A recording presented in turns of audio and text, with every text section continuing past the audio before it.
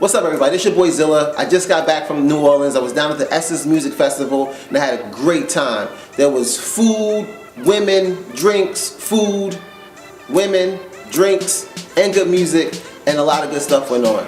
The highlight of my time was probably seeing Kevin Hart. Kevin Hart is hilarious. I never saw a comedian do a show in front of 50,000 people inside of a Superdome. It was absolutely hilarious. If you've never seen Kevin Hart live, you gotta go see Kevin Hart. It was one of the funniest things. I was laughing so hard, I almost threw up.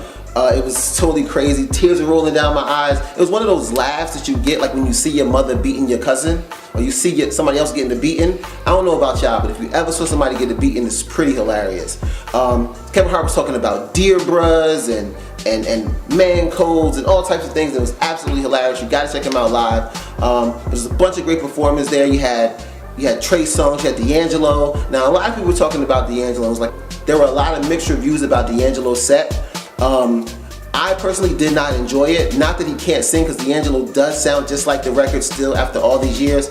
I don't understand you could do drugs, hard drugs like DAngelo did, and actually come back and still have your voice. Cocaine is a hell of a drug, but wasn't he on heroin or something? What was he on? He was on some crazy drugs. Any drugs that make you go from being buff to fat is a drug that I do not want to do. I need a drug that makes you go from fat to buff.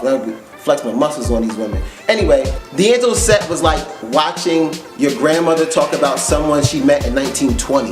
You have no clue who this person is, you never heard them, and it's just totally not entertaining to you. And that's what DAngelo's new music was. It just wasn't entertaining to me or a lot of people. And plus, seeing everyone sitting down around me sort of ruined the mood for me. But DAngelo did sound good. I just wish he would have opened up with some of his newer songs. Shaka Khan and Mary J. Blige all perform a bunch of legends, and seeing the legends in one place and seeing so much black love there was really a great and amazing thing for me to witness. I'm happy that I got to go down there.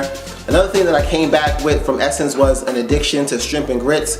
All that food, man. You guys down in New Orleans, as y'all like to call it, really do it big when it comes to the food. I stopped at Dookie Chase's, Mr. B's, so many great restaurants. It was really amazing to be able to eat some of that food.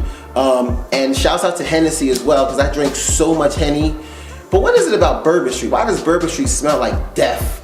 Oh my God, Bourbon Street smelled the worst. Like, New Orleans is great fun. I never saw that many people it's like, imagine if 50,000 people just stood in a pile of throw up. That's what Bourbon Street smells like. It smells like piss, drinking, beer, spilled nails. It smells like stale, nasty beer. Bourbon Street smells like Phys Ed. Bourbon Street smells like the underneath of someone's weave.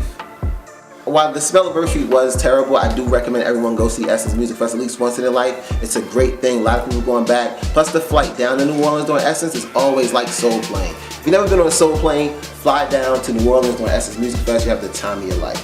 This your boy Xilla. I'm out.